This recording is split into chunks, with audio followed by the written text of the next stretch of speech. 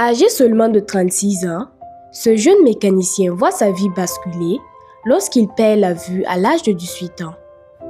Passionné par les moteurs et les pièces mécaniques qu'il démontait et remontait dans l'atelier de son oncle, le destin du jeune Koka prend alors une autre tournure. Il a dû apprendre à vivre autrement, à se reconstruire, dans le silence et dans l'ombre. Si ce n'était pas l'œuvre de Dieu, je serais incapable d'expliquer la perte de ma vue. Je n'ai jamais souffert des yeux.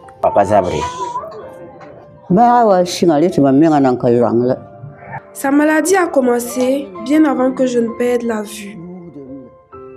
Il se plaignait souvent de vertige.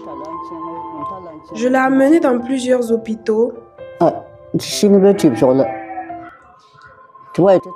jusqu'au jour où il a fini par perdre la vue.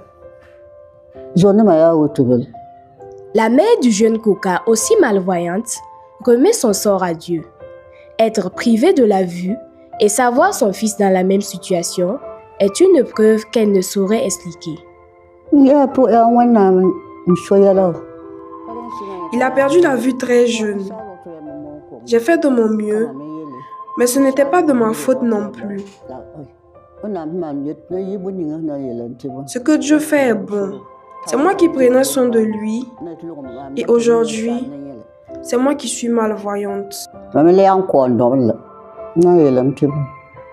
Cette épreuve, aussi douloureuse soit-elle, n'a pas empêché Koka de rêver, ni même de continuer à vivre de sa passion. Aujourd'hui, père d'un enfant, il est marié à une jeune femme également malvoyante. Malgré son handicap, il est un exemple de résilience. Il continue de toucher des pièces, de les identifier au son et même à l'odeur. Et c'est avec ce métier qu'il parvient difficilement mais sûrement à joindre les deux bouts.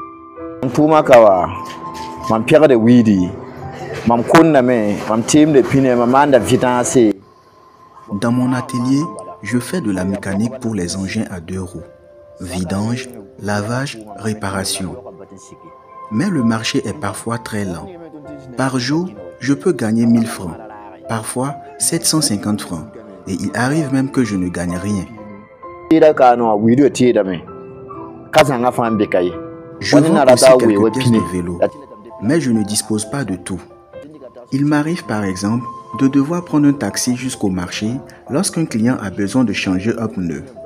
Une fois sur place, je compte sur la bonne volonté de passants pour me guider jusqu'à trouver la pièce avant de revenir à l'atelier.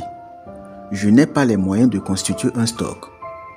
Le manque de matériel est l'une de mes plus grandes difficultés. Et c'est avec ce que je gagne, aussi modeste soit-il, que je prends soin de ma famille. J'encourage toutes les personnes qui vivent une situation similaire à ne jamais perdre espoir. Peu importe le métier que vous exercez, faites-le avec sérieux et dignité, car nul ne sait ce que l'avenir nous réserve.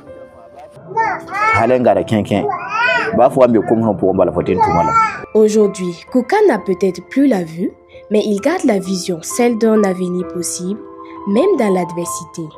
Un exemple de détermination qui force le respect.